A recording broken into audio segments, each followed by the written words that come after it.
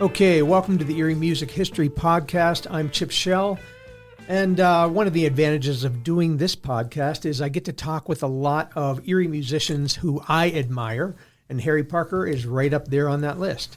Harry, along with his wife Donna, play in Acoustic Ear Candy with Mike and Marie Miller, and then Harry and Donna have their own duo called Parker HD.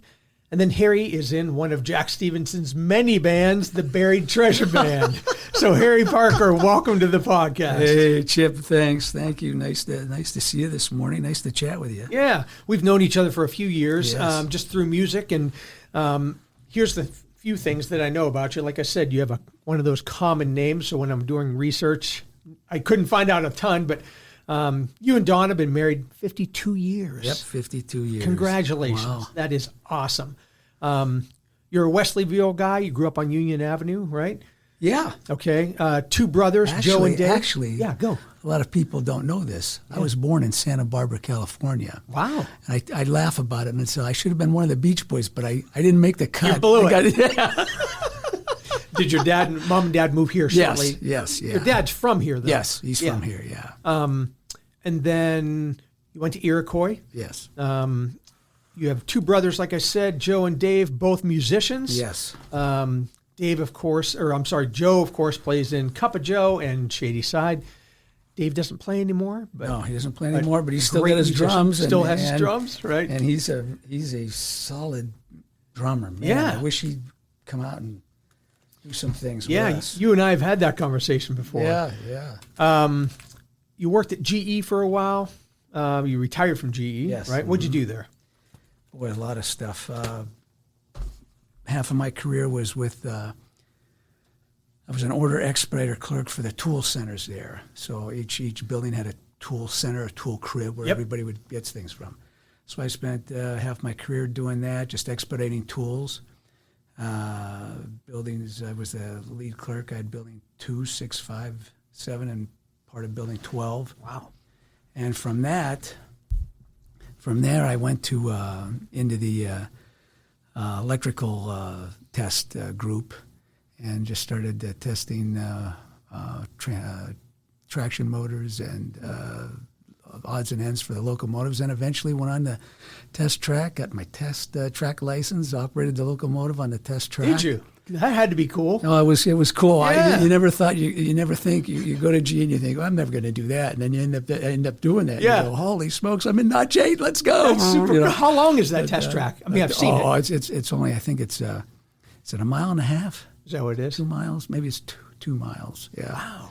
And eventually became a safety coordinator for that group, for the test group, Building 26 test, and a Building 10 paint shop. How many years? I had 37 and a half years. So before that, you were at Glen Electric? Yeah. Peter? Oh my gosh. But I don't understand like everything you described, and then you go to Edinburgh for secondary English education. Did you Yes, plan yeah. to be a teacher and then did not? Or I really wanted to get into communications. Oh, okay. And maybe English is a second language or something. Anyway, but I went there and met a ton of musicians and thought maybe I'd get into the music thing. at Edinburgh? At Edinburgh, yes. Yeah. And they wanted you to be in so much stuff. There was a chorale. It was a choir. You had to be in the band. You had to be here, there, here. Yeah. And I'm playing with the Bill Feathers band on the weekends. I says, how am I going to do this? Yeah. And yet I've always been in front of people talking, and so I'm going to just go into communications. And I thought, well, eventually I'll get into television, radio. Oh, okay. In fact, when I graduated, I was working at GE. In fact, GE paid for some of my classes, and thought I'd go into union relations or something like that. But at the same time, got an opportunity. There was an opening in Channel 35 when they were down there on SAS? lower. What is it, SAS? Yeah, or Peach, lower. Oh, I'm sorry, Peach. Peach, yeah, yes, yeah, like yes, 14th and yes. Peach. Yeah. And realized that that's not really a moneymaker. Did you apply for a job? Oh yeah, to be an on-air personality. Well, no, I actually started inside as an engineer. Oh, okay. Oh, right. And then work. You know that you gotta Work your way up. work your way Sure, around. Yeah. but I was already making decent money Sure. at GE, Yeah. and it's like, Yeah. no way, I'm Yeah, not how do doing you this. leave? I'm not doing Yeah. this. But eventually, even at GE, because I had my degree in communications, is what it was then. Right. I did all our safety classes, I did safety training for our employees, and also our customers that came into the Building 26 plant. I did a lot of safety training. I was on the videos. So you got to use I got to use it those anyway. skills. Yeah, Got it. Yeah. So all those years, obviously, you're playing music. You're a musician. Let's go way back. Like I said, both your brothers are musicians. Yeah. So you and your brothers are all musicians. Was there music around your house? Pretty much always. My mom was she loved the doo-wop stuff, so I mean that's Sure. what I listened to quite a bit. I had all the 50s songs. When I was a little kid, that's all I listened to. I sang all the time through the house. Really? My dad, on the other hand, he was a country guy. So you know, so I'd hear all these old country songs, Jim Anderson, just all this old country stuff. Real country. Yeah, the old stuff. Yeah. And so between the doo-wop stuff and the country, and then listening, of course, to rock and roll, I would. I was probably only 5 years old, and my parents take me down to this bar. I think it was on 13th and Parade, on the corner of 13th and Parade. There was a bar there. Okay. And they'd go in the back and they'd have beers. And that, you know, families all, you know, they'd throw money in the jukebox, and there I am standing in front of it, and I'd sing my guts out. You know, Davy Crockett and all this other stuff. I just sing. So you were always a showman. Always singing. Yeah. And but the thing that was it, I was a young kid, like I said, 4 or 5 years old, and I would stay on pitch. Yeah. And then as you get older, of course, you pick up the harmony. You realize I can. People would call me a hole filler. If two guys were singing, I'd fill in the third You part. could find whether it. I could, whether it was high or underneath, I could find it. And, It's hard to do. And just almost natural to do that. When you talk about being 5 years old, tell me about. You're now what, 70? I'll be 72 coming up. 72. You play in year. 3 bands, as I said. You've been retired for how long? I've been retired from GE for 14 years. Yeah, so I mean, you're staying pretty busy, which goes back to my point of I admire people like you. I mean, not only are you a great bass player and singer. You're too kind. You're too kind. No, I love it. I mean, but you play all the time. You and Donna are both very active. Has it been that way from that beginning? I mean, when did you start? Did you play guitar first or bass or? Yeah, everybody plays guitar I first. actually, I think it was 1965. I was one. My brother, I was one. my brother and I get guitars, and in fact, he mentioned it the other night. He was out playing, and he said he had this wine colored acoustic guitar, and mine was a kind of a sunburst thing. Anyway. And the thing that I kind of regret is not taking lessons. Oh, so you're all none of us took. self-taught. All of us are self-taught. Oh, and Joe's only how old? How much younger than you? He's 2 years younger. Are you all about that? Yes, we're all 2 years And apart. Dave's okay, Yeah, gotcha. Yeah, All right. and So he sees his older brother playing guitar. and so he's wants to play? he's grabbing it. Oh Got yeah. But I kind of it's the only thing I wish we probably should have taken lessons. But you know, you get your guitar, you get your first lesson, and you get and here's your high E, and you got to play Mary Had a Little Lamb, Yeah. and learn where the little notes are, and but I got a chord chart, you know, so right away I'm trying to figure out, okay, here's an E, here's an A, here's a G, here's a, you know, learning the chord thing. And here again, the ear, your ear, like to pick up harmonies or whatever. I can hear the songs on the radio. I can hear. Oh, my biggest thing was Ricky Nelson. Okay. So that's before the Beatles. I'm listening to Ricky Nelson. I'm going, hey, I know those chords. I can play that song. I can do that. Yeah. I can do that. So I never went back to the second lesson. You know, it's like I don't need no lessons. I'm just listening to the radio, and I'll pick these things out. But I wasn't a very good guitar player. I just would play a few chords that I knew, and When was this? How old were you when you started playing guitar? What was it? 13, 14? Okay, Yeah, all right. yeah. So coming into those teen years. Yeah. Beatles have not hit yet. Yeah, right. And they've just started to. I guess. Right. Yeah. Right. and boy, I lost my train of So thought you're there. you're playing guitar and Oh yeah. So I'm just playing guitar and that, and I'm meeting all kinds of different people. Our schools are merging together. Wesleyville and Lawrence Park are merging together, and even at that young age, I'm out listening to bands. I'm riding my bicycle. I'm riding around town. I'm listening. Believe Where it or not, could you go to do that? I would go to school dances. I'd go to. This is hilarious. You had some of the guys from Eddie C and the Bees on. And I can remember them playing at the Spot Cafe, which is down on Buffalo Road. Okay. And I was outside on my bicycle listening to these guys, you know, and I just go, oh my goodness. And then later on, I meet Catcher Bone. One of the guys in the band. I start meeting some of these guys in the band, and I'm just a kid, you know. But I'm getting excited. I'm getting, you know, it's like I can sing. I want to sing. Where do I fit in?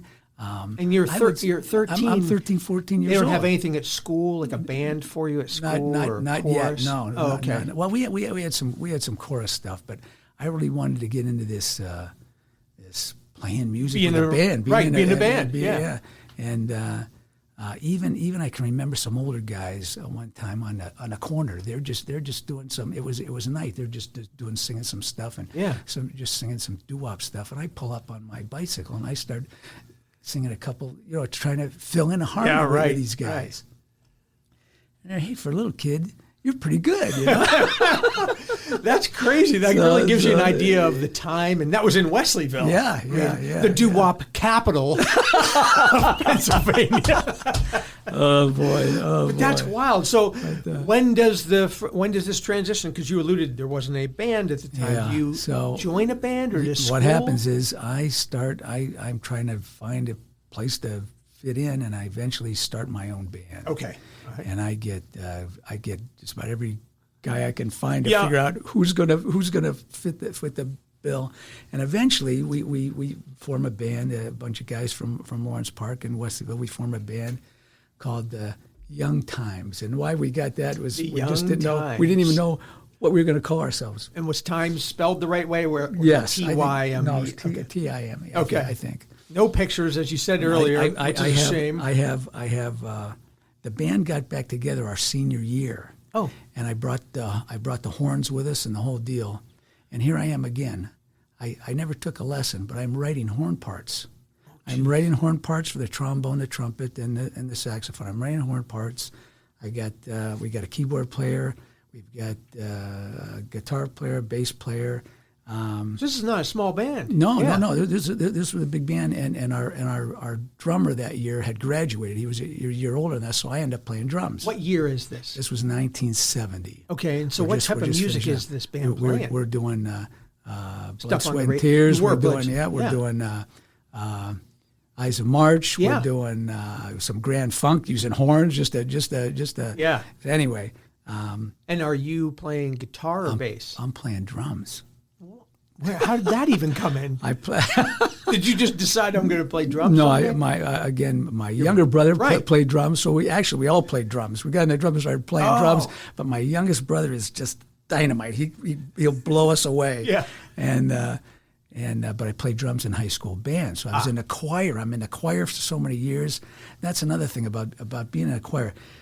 I had to learn to read the bass line because I was singing tenor. You had to learn to read the notes to figure out if you're going a half step, a whole step, where you're going. So you had to do that. And then playing drums in the band, of course, those lines are one's a bass drum, one's a tom, one's a cymbal, one's this and that. So it wasn't too bad, but nonetheless. So I played drums in high school band. I played a little guitar, but my biggest thing was being able to sing, do vocals, and harmonize with people. And that's when you put the band together. Was it you said I just have to do drums because I already have these other guys and these other. When we had the original band, I was up front singing. Oh, okay. And we had the whole band and we played out at. Where do you play? This is 66, 67, and the same. We're at Wyco. We were at a lot of teen dances. That's how we meet. We meet the Calientes. We meet them. They're in fact, all these guys, eventually I meet all these guys too, and they're 2 years older. And but I hung around with all those guys from the class of '68. That's what I did. Okay. I was always with the older guys. A lot of these guys just kind of took me under their wing. Cool. Hey, you can sing. Come on, go over here. Get over here. And well, the Calientes, were they about your same age? they were 2 years older. Oh, okay. They were 2 years older. But so we're at this dance. They're at one end of the gym. Our band's at the other end of the gym. And of course, these little teen dances. You got the boys on one side of the gym, and the girls on the other side of the gym. And like, what is this? But boy, we got to hear them, and we went, oh man, wow. And that's how I met a lot of those guys. And of course, one of the things about the first thing that Mike Redcliffe says to me is he introduced all the guys. We all introduced each other, right? Because he says to me, he goes, "For young guys, you sound pretty good." Thanks, Mike. Yeah. But I loved his voice. So I heard him first sing, and I just went, wow. Yeah, so wow. Mike Redcliffe, for those who don't know, is a guy that I would love to have on this podcast, but he keeps turning me down because he says that he doesn't think he's done a lot in music, which we all know he's one of the best singers. Oh, yeah. He was in the Calientes. Tim Gerline was on this podcast. Yes. Still one of the most popular ones that we've had, but the Calientes were one of those early Erie bands that were young guys that became really popular. Yep. The band was popular, and like I said, and that's another thing. I would go out and catch them when I could.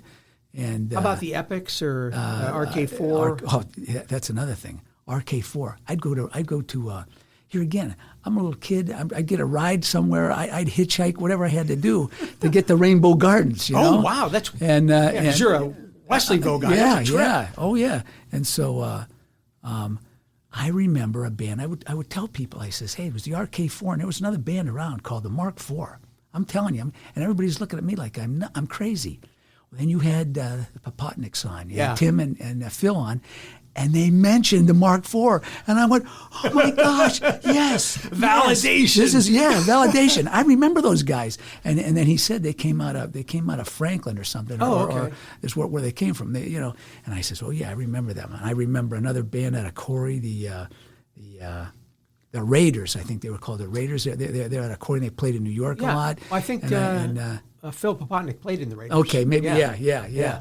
And so like I said, I just went around it and tried to learn as much as I could, watching all these bands, listening to them, and even as I got older, going out and seeing the Cows, Applesauce, some of the other bands. I'd introduce myself. They wouldn't remember who I was, but I'd remember those guys. I'd remember them until later on in years when I started. We'd sit in with each other and start playing a little bit. Yeah. And or Dickie Buckle and Ronnie Guzik, were they older than you? Or Ronnie's older than I am. Okay, I think Dick is he might be a year older. I think Dick's maybe a year older. Yeah, because I was going to say you all came around the same period and everything in the 70s. Yeah. And so you graduated in 70. And do you go to Barron or Edinburgh? I went to Edinburgh. Yeah. Did you go to Barron for a little while or something? Not really. I stayed at Edinburgh. Okay. But I took safety and management classes later on with GE at Barron. Yeah. So tell me the name again. Just. Oh, the Young Times. The Young Times. So you're together for a while. You play some school dances, that type of stuff. Yeah, we're doing that. And then in the meantime, through all this, like I said, I'm still hanging around with all the older guys. Yeah. Tom Sandell takes me in as he played in a band called the Huns. And later on, it was called the Knights of Soul City. Okay. Love it. So he always took me on as almost like my older brother. He would show me little things here and there, but I always watched them. And he went to Iroquois also. Oh, okay. So that's where I meet Durf McKeaton, our other Durf buddy from Erie. Okay. Two Durfs in town. Durfs, yes. So this Durf's a bass player. Well, he's not only a bass player, he's a lead guitar player on Knock Your Socks Off. Oh, okay. But at the time, they needed a bass player. This band called the Knights of Soul City needed a bass player. So Durf's at Harbor Creek, and he takes over as bass player. He and I are just kind of, we just kick it off. We're just like two peas in a pod. We're just having a ball. And I'm still got my band together, but I'm constantly with these guys. And Tom says to me, we're gonna need another backup singer. We're gonna need somebody to help us with vocals. How about you get on percussion and just help us with some vocals? So that's what I end up doing. I'm drums. You're playing. I'm just doing congas percussion. I'm just whatever. Tambourines, maracas, whatever. blah blah blah, and I'm singing backup. Okay. So in the process, Durf says to me later, we're out running around and stuff. He says, play this riff, and he shows me, and I'm playing. He goes, you're a natural. He says, now play this, and I'm playing it.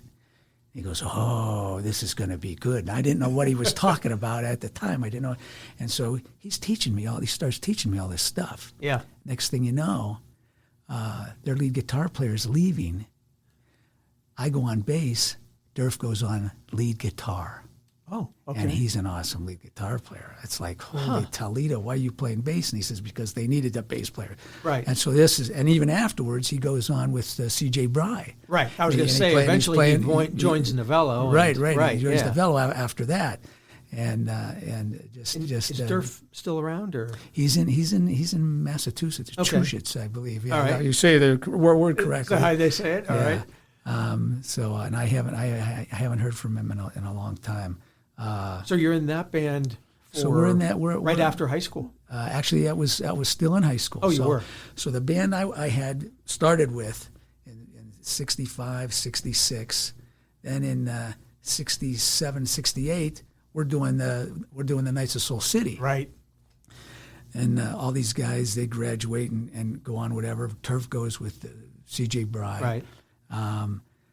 I bring back the old band again, just for that reunion kind of thing, because we're all graduating. So, and like I said, we didn't have, our drummer was older, so I got on the drums to finish out the year and sang. I just had a boom mic over top me, and I'd sing and play drums. Yeah. And anyway, that's the way that kind of went as far as high school went. Yeah. When was the last time you played drums in a band? Boy.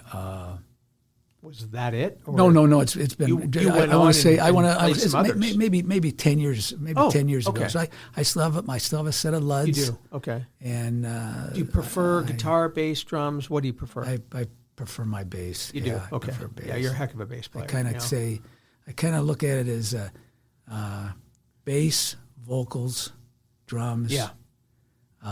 Rhythm guitar, and then I play keyboards too. Oh, right. I knew that. So kind of in that.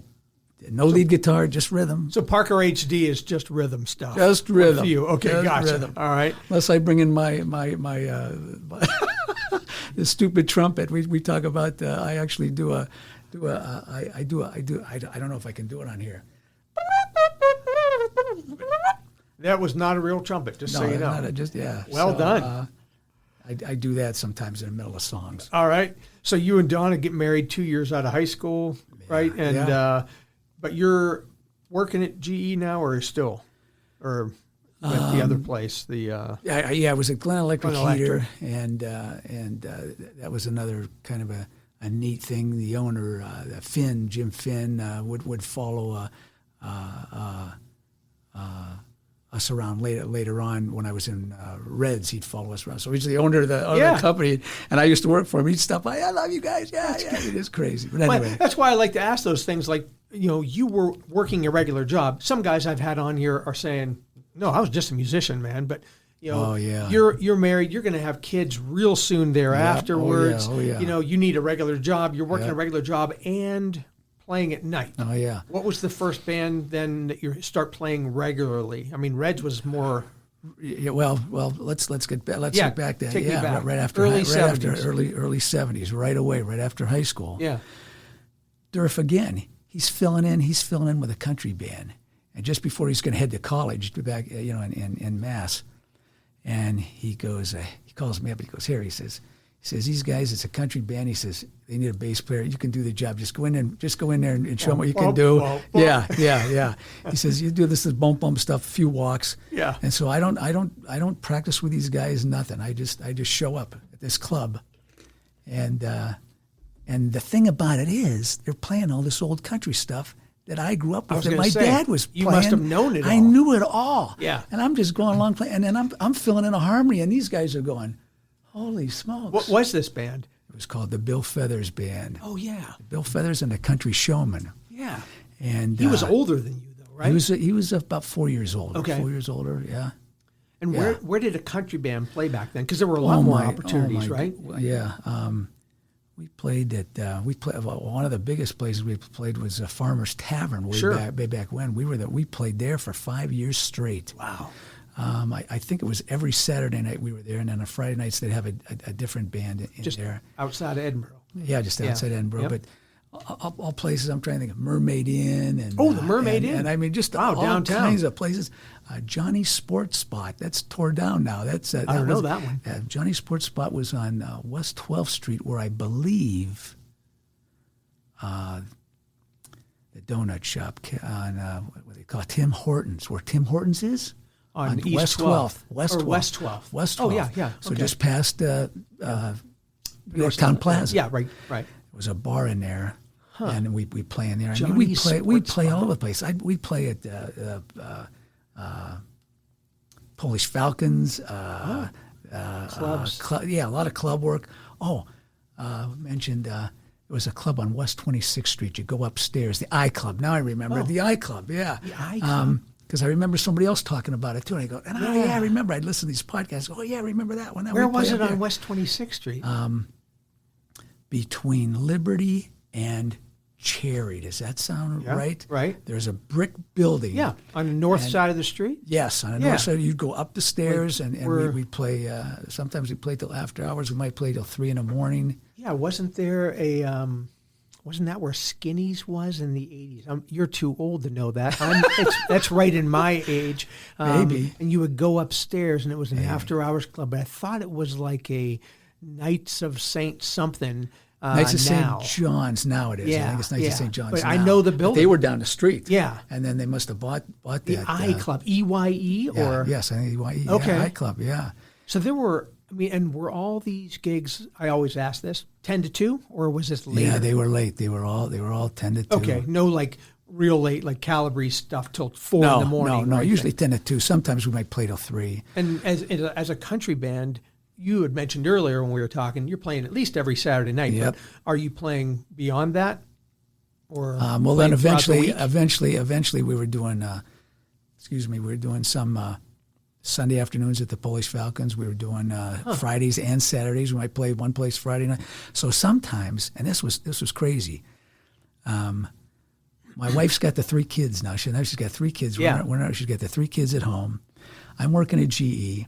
I think it was 76. I finished my degree. Okay. And I'm playing sometimes 3 times a week, and working, and it was nuts. I bet. You look back and you think, how did you do that? Yeah. You know, More importantly, you say, how did Donna do that? yes. Yeah. Why did she put up with that? Oh, Yeah. boy. No wonder she wants to play with you now. Yeah. It's about time, I she bet. says. Yeah. Yeah. But So super busy back then. And super busy. Yeah. how long are you with this country band? We Feathers. actually stuck it out for, I think it was 15 years we played. Holy cow. 15 years we played solid. In fact, one of your other shows, we talked about some of the country bands back then, Billy Thunder. Yeah, Billy Thunder. And Billy Thunder and the Thunderbolts, I Yeah, think they were called. right. And Billy Thunder had Linda Lee playing with him for a while. And Right. our lead guitar player, a guy named Louis Nadeau. I've got a picture of him with an Antiqua guitar. Wait till you see this thing. Okay, It's all right. beautiful. 1972, I think he bought the thing. Just a beautiful guitar. He goes with Billy Thunder. And so we have to find another lead guitar Who player. went with him? Bill Feathers? Louis Nadeau, our lead guitar okay. player, eventually went with Okay. Billy Yeah. Thunder. But you look back, even those country bands back then, even as the years went on, like I said, I started with him in 1970, right? As soon as right then from Right. 70 to like 85. So then back in the 80s, then you've got the Ruler Brothers Band, Southwind, which became Right. part of Rulers. You've got County Line. And You've got wow. Ricky Carr talked a lot about Yeah, the country Ricky. bands at the time, and then he was putting on the jamborees or Yes, something at the Rainbow Gardens. Jamboree. What- That was a big country organization group of just people that loved country music and musicians. Okay. And they would put on shows and Like more than once a year, or yeah, sometimes a couple times. Jamborees, they were called country jamborees, and they'd donate money to various organizations. That's what it was for. That's right. It was a good. And that went on for years, from what I understand. Yeah.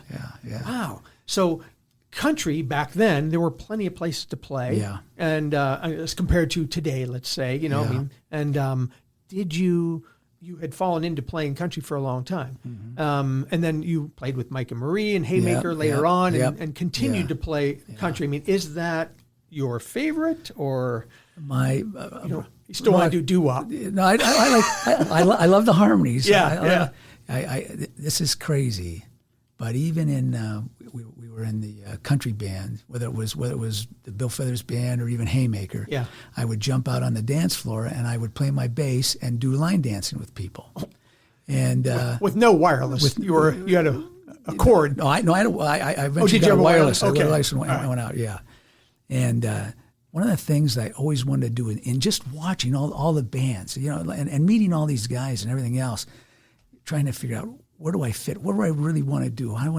I would have loved, and like I said, even with the horn bands that I played with, I would have loved to have been in a Bruno Mars high energy choreography show band. And that's what I would have loved to be in, and just the closest I got was probably Reds, but it was just, I was going to say, we haven't even got to Reds yet, but I feel like that is one of those show bands in town. We talk about Wave and Angel Fire and those types of bands. Like you're talking that type of thing where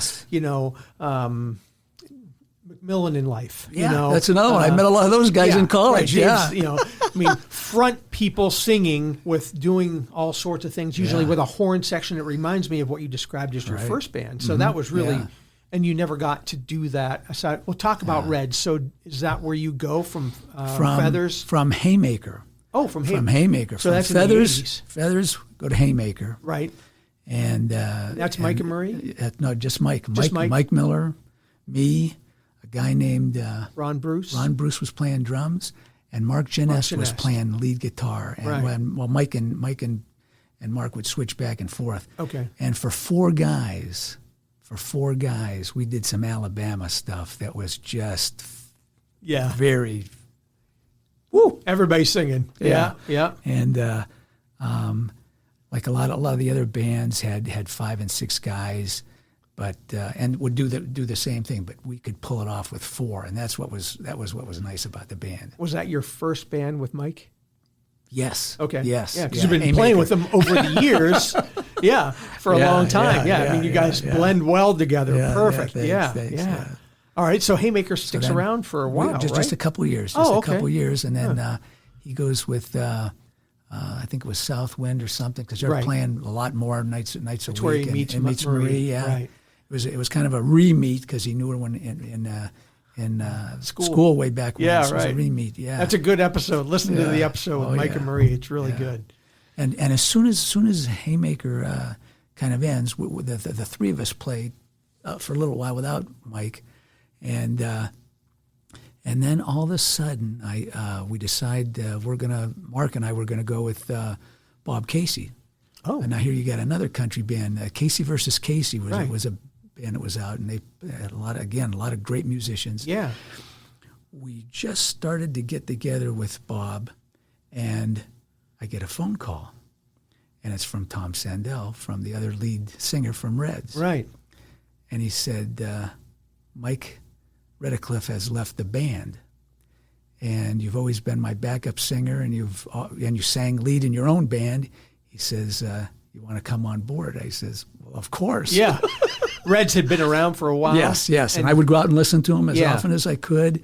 They played up at Muggs a lot, which is up on Upper Peach Street at the time. Right.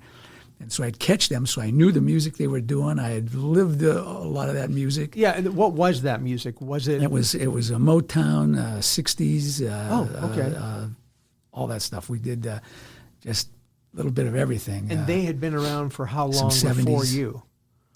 you joined? I think they were together about 2 years before I joined. All right.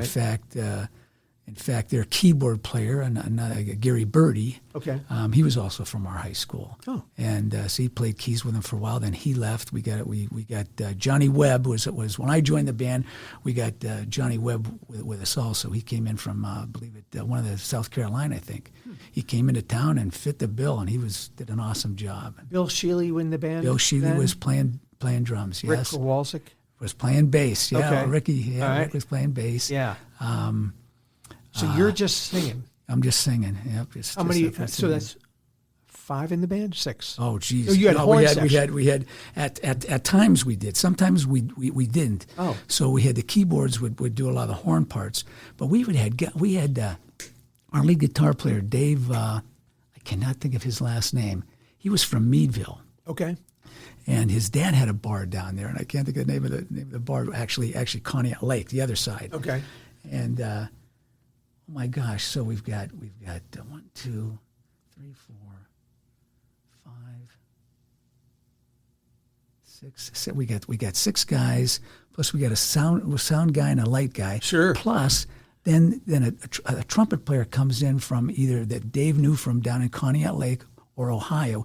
Trumpet player comes in and a saxophone player. So at times we've got 6, 8 guys on stage, and yeah, it was crazy. It was crazy. What's and that? the horns, half the time they didn't need a microphone. They would just take off and just go to town. That's a good point. Like I always think about that. If you're not in a big place, do you need to mic all that stuff? Yeah. I don't know. I mean, I'm sure the sound men out there are yelling at me. Well, saying maybe they yes. couldn't. No, maybe they couldn't hear you all the way at the other end of Muggs. Rainbow but Garden. boy, oh boy, Right. But yeah, you'd have to have. Yeah.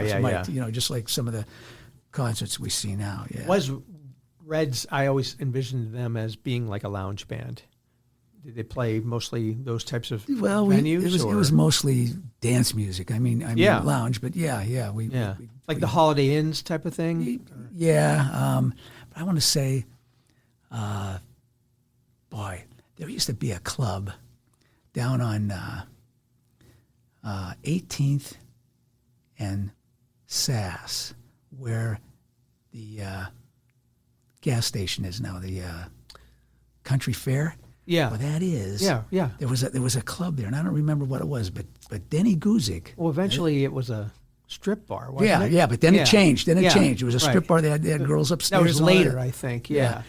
So Denny, one of Ronnie's brothers, was a DJ there, and he'd run the place, and that's how we really got to know him. And he'd book us in there. You know, Didn't it have a car or something motif or something on the side remember. of it? It just seems like I don't know. It was a long time ago, even for me. Yeah. Oh my gosh. So you used to play there? So we play there. We play right down the street from Aunt Mary's, which was down there at the time. You know, in the little plaza there. And I just can't even remember all the places we played. You talk about. That's another story. Go ahead. No. This is even back. This is another story to go back to Nights of Soul City. Okay, about all the places we played. Yeah, early the 70s. Village. The Village. Oh, Okay, I always hear about the Village. This is late '60s. Yeah, this okay, is off late of 60s. Peninsula Drive, like right next to Walden. And we played at Yogi's, even Right. Reds. We bounced around, but the Village. Okay, it's not there anymore. Right. I'm the youngest guy in the band. I'm not even supposed to be in I'm not even supposed to be in there. I'm 16 years old. Yeah. I'm with this band. Our keyboard player is also a little, maybe half a year old, 16, 17. But his brother's over 21, and he's in the place. So they've got a guardian or custodian. What do you want to call somebody that's supposed to be there, like your parents. Somebody's supposed to be there. As long as someone's there, you're cool. You're cool. Yeah. So I'm the youngest guy in the band. I got nobody there that's going to sponsor me or be my relative or whatever. Yeah. My guardian. Anyway. Everybody else is old enough? Everybody else is over 21. So I'm the youngest guy in the band. And or they're 20. And you're or a young-looking guy even now. So back then, I would imagine you look back, real young. Back then I could grow a beard. Oh, okay. All right. So you're a 16-year-old with beard. Perfect. Love it. No, but I got kicked out of school for growing the beard. So then what are you going to do? You know? Then they changed the rules again. I always got stuck. Anyway. So you're playing. In the village we're playing in a village. Somebody gets stabbed in the place, and right away They go, I'm not supposed to be in there. So they hush me out the back door. I'm sitting in the van. I'm sitting in a club van. It's freezing out there. I'm sitting in a club van for like an hour and a half. They've got state cops in there. I don't know if they had Mill Creek cops back then. They got LCB, everybody and their brothers in there because somebody got stabbed. Yeah. So, and this was if people tell you about the place, it's a really nice place. Had a big circular bar and the stage was up above. And so I'm waiting out in that van. I think it had to be over an hour, because I just sat there. What am I going to do? Yeah. And so finally they opened the van and let me out, and we just had to just go in and clean up stuff. And get your stuff. Get our stuff and get out of there. Because the gig's over. Yeah, right. It's done. So that was one of my crazy experiences with that. It was like, holy Toledo. I think John Imms tells a story of going there to see the RK4, and who did Redcliffe play with? I think John filled in for somebody, and he was young, and they said, hey, can you come to the village and fill in for us? And he's like, these guys were a little bit older than him, kind of like what you said before, like they need this guy, they bring him. But I think it was for Redcliffe, he would switch in and out and stuff like that. But that was common back then. Yeah, not that it isn't these days. I mean, Jack Stevenson, like we said, has 27 bands, and they're revolving different guys, the Carnival Brothers, whoever. Yeah, that's great. That's the same thing about the Carnival Brothers. I'm waiting for, is it Tim Driscoll? Tim Driscoll plays drums with him, Right. And I says, Tim, when you can't make it, I'm next in line. Oh, that's right, So, that's funny. All right, so we were at Reds. And you play with them for how long then? That was about 2.5 years. I did that for 2.5 years. Did they cease after that? We ceased. We could not find a keyboard player when Johnny Webb went back to the Carolinas. He went back home. Okay. We looked around for a keyboard player and could not find one. It was just, and we were still pretty hot band. Yeah. And it just dissolved. We just so it wasn't like animosity. Somebody. Slept with somebody's wife or whatever, any of that typical band stuff, Band it was just, it kind of dissolved. Like, all right, that's great, because you're probably still friends with a lot of those guys. Yeah, and, And so we talked about, so that's in the 80s? Right? The Reds? That was I was with them 88, 89, part of 90. Okay. Yeah. That's when it dissolved. Right. I think in 1990. What's interesting is, I always say this, like, my podcast goes from 1960 to 1990. I cover people that are actively playing, but then I talk to someone like you. You never stop. I never stopped. Right? I never stopped. Yeah, because you went on to play. I have been very fortunate. Yeah. And I want to. There are better bass players than me. There are better vocalists. There are better, whatever. I'm not the best. I'm not the worst. But right. We do the job we do and that we love to do. Yeah. That we love to do. Yeah. And I've been very fortunate to be able to play all this time. I'm with you. Oh my gosh. Yeah. I've been. My wife and I look back, and I took 1 year off. That's what after Reds. Okay. I took 1 year off because I had to just reevaluate what I wanted to do after being in that show band. Yeah. And just having a party, and just had to reevaluate. What do I want to do here? How about your kids? Are they musical? Yes. Oh yeah. Oh yeah. All of them. All play, girls or all girls? Yeah. And they play instruments. And then my grandson. Really?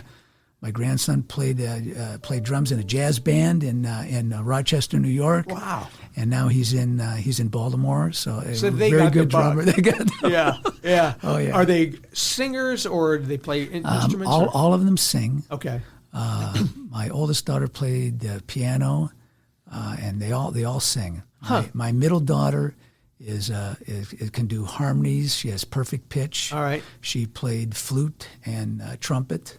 How do you do that? You got to get those lips for the trumpet, and then you're playing flute too. That's crazy. And does a real nice job harmonizing. And like I say, she's on the top of things. She can tell me, you're not singing that in the right key. Yeah. It's like, how'd you? Me? Wow. You're telling me? Yeah. She did, because I'd lower the key or something.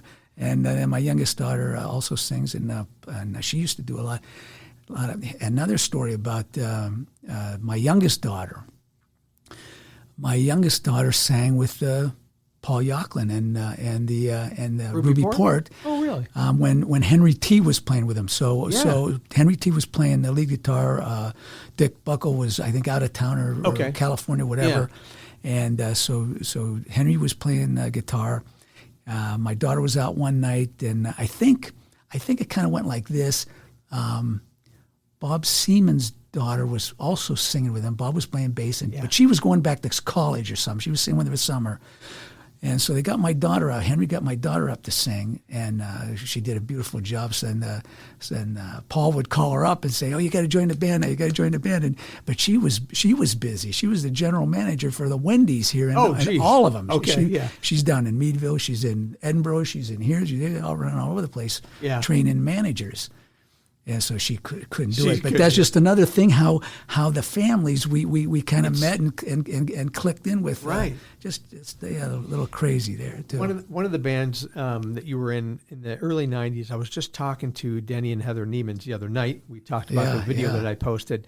And Heather was telling me the story about this band that she was in, that she first started singing in. I don't know if it was the first time, but called Exit 4. And you were in that band for a brief time. And she talks about Jack Belzic, great local keyboard player, Key West Express, all that. Yeah. Him, Warren Leone, great drummer, Dave Eisert, guitar. But I don't know at what point Jack called her and said, "Hey, would you like to come and sing?" And she said, "I'm 8 months pregnant." Yeah. He says, I'm good with that, you know? and she said, I don't know if that was her first band or not, but she was saying, and she just mentioned it to me the other day, what was Exit 4 about? I mean, Exit 4 was what happened. That's exactly, I took that year off. Okay. And back then, there was a wedding band called Chris Tanner Band. The Chris Tanner Band. And a lot of people might hey, they played at my wedding. Hey, they played whatever. Yeah. Chris Tanner, Chris Trekanowitz. He was a fantastic keyboard player. He played bass with his left hand and right hand, and other all that Ronnie stuff. Music. Yeah. Yes. And Warren Leone played drums, and Dave Eisert played guitar, and just the three of them did weddings. Sometimes they would play twice a Saturday. Yeah. 2 weddings. Yeah. They do one at 1 o'clock and another one at 7 o'clock at night. Thing. That was their thing. Weddings. Okay. All right. That's a lot of money. So what happened was Chris quit playing, and he took some time off. And at that same time, I'm taking a year off. And again, we all know each other. And so Dave and Warren and I, we said let's start the band up again. We're going to do weddings and clubs, and let's bring it back. And we got a hold of Jack Belzic, and Jack says, yeah. So there was the 4 of us. Yeah.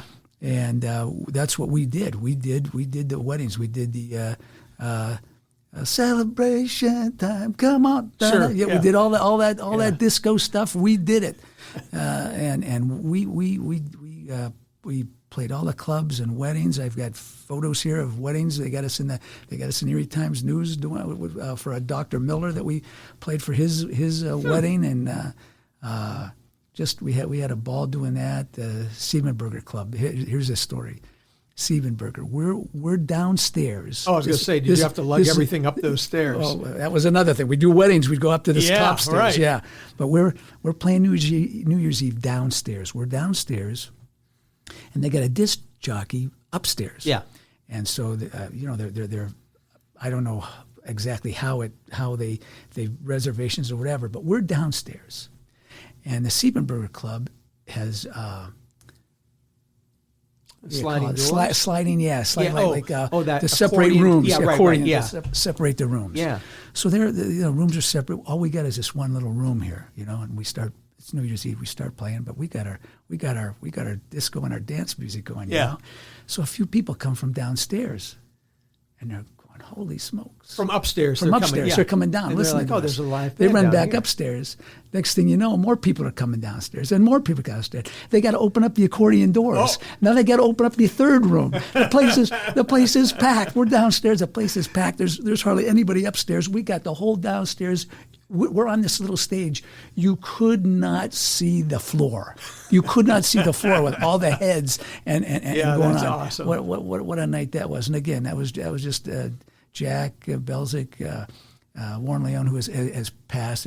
Chuck Leone's cousin. Oh, I didn't know that. Yeah, that's All right. Chuck's cousin, and Dave Eisert, and I Yeah. think he's also related to Paul Eisert. Paul Eisert? Yep. Is he? Okay. And Been on the podcast? yeah, and myself. Yeah. You So know- I think I had just, I don't know if I got sick, or I just left that band when Heather came to sing with them. Okay, Yeah. gotcha. Yeah.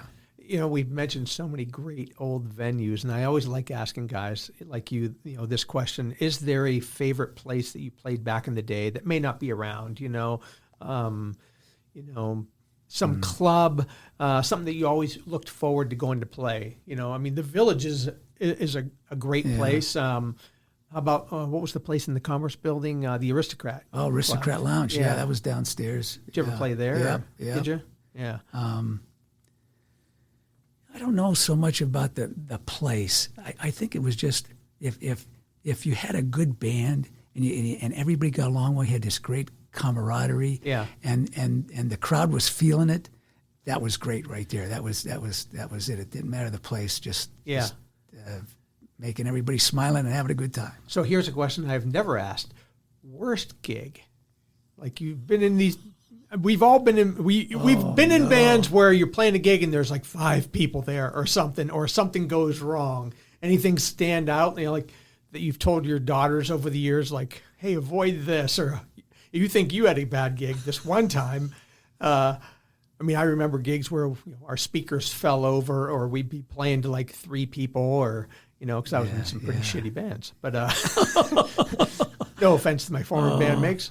No, I think maybe I don't know. I never really thought about it. I would Guitar just, strap never broke, fell. Oh no, my guitar strap is broken. Yeah. Oh, yeah. In fact, No bad pyrotechnics experiences. No.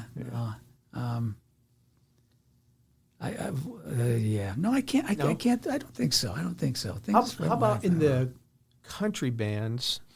We mentioned sound and light guys. Any that come to mind that you've used over the years that you really relied on, and you really like, that you want to give a shout out to? I mean, do you remember any of those guys?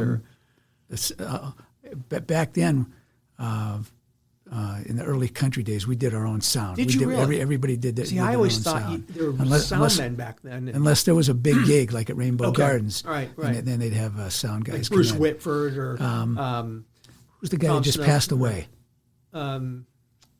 Rod. Yes. Yes. Yeah. Rod would do a lot of that Sure. stuff for Right. us. Yeah. I remember Rod. Yeah. We had a guy that used to work for the tire place there over on oh my goodness,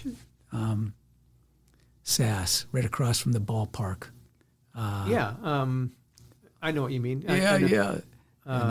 His name wasn't Dave, was it? No, but oh boy, I'm blowing my mind. Anyway, boy, that's all right. My mind's I apologize going. to all those sound men and light men out there, because they don't get a lot of shout outs on this. And but the thing about a sound man is, in fact, the guy we like right now, Brian Waller. So I was going to say we all know Brian. We love Brian. Brian does a great job. He's one of those epitome of he knows what to do, and especially with us with the Buried Treasure Band, he knows the songs. Yeah. He knows pretty much what. Which is great because he's much younger than you. Yes. He's even younger than I am. Yeah. But Brian does a great job, and we'll give a shout out to him and Jack. Their 2-man happy hour podcast is, what tells you where everybody's playing every week. So listen to that one. Well, good. What else? Did we miss anything over the years up until the 90s? You were in a lot of bands. A lot of bands, but the other thing just to throw out there is I just loved meeting all these different musicians. In fact, we talked about somebody mentioned Bruce Wright. Yeah. Bruce Wright. I met him. He was doing a student teaching at Iroquois, and that's how I met him. Wow. He was my band director and my choir director. That's how I first met him. And he plays in a couple of bands. Mike Goodwin. Yeah. Played with Ruby Port and Applesauce. He was from our school. But he was a few years older. So and Mike used to play horn and keyboards. Yeah, he was very I've very always heard very of him as a keyboard talented, player. very talented guy.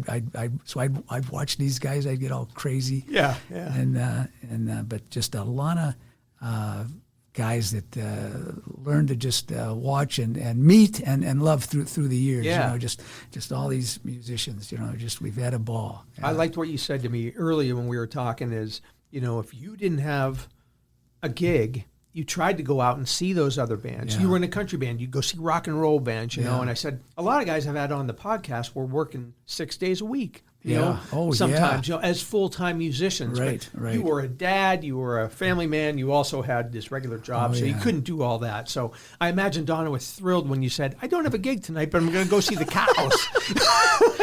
She'd say, "Let me see if I can get a sitter." Yeah, Wait a right, I'll minute. go with you. Yeah, right. Yeah.